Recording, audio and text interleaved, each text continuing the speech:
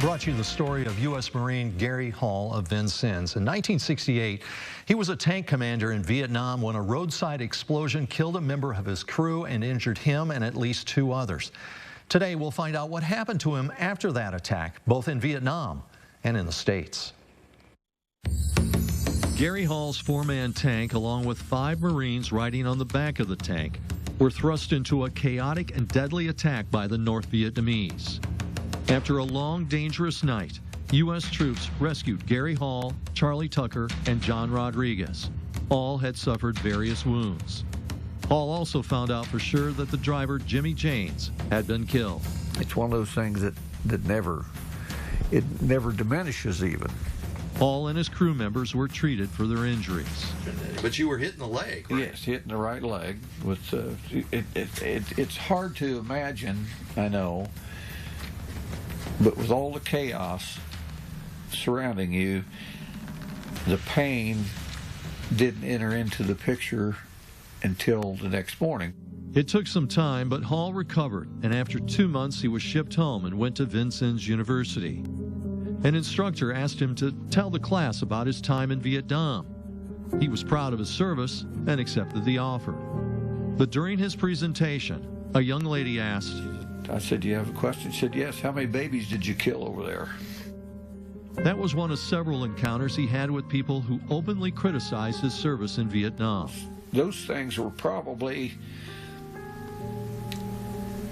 hurt my soul more than the combat experiences did, because of the way we were actually treated when we came home.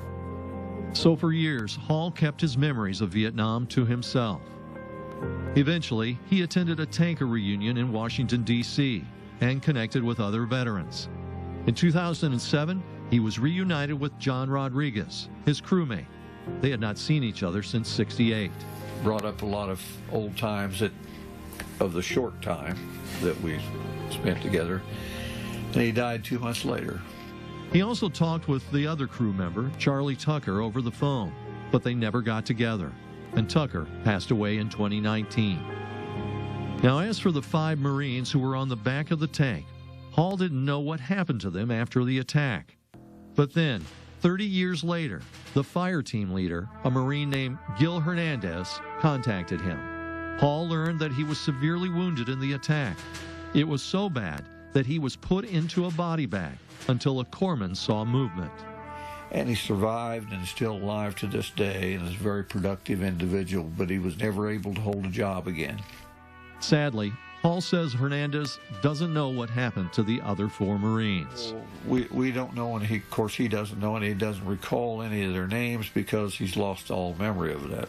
I wish I had more details on whatever happened to the rest of that fire team.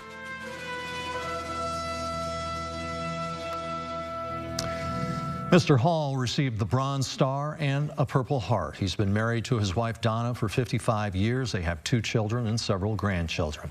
He worked in the real estate business and continues to support other veterans. Without question, he is a proud American and a very proud U.S. Marine.